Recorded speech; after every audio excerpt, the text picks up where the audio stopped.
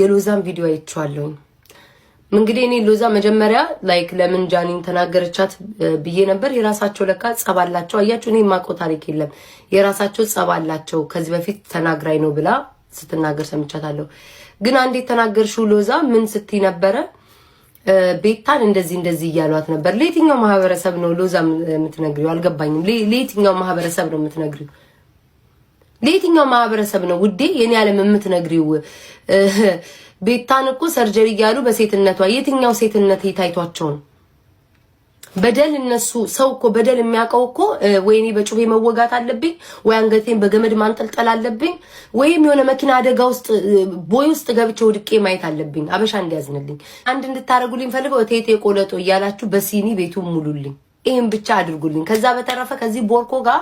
ቁጭ ብዬ እንትን ስላሉልም እሱ እናቴ ያደረገ ያለው ምንድነው በጃኒ እየተጠቀመ 4-5 ሰው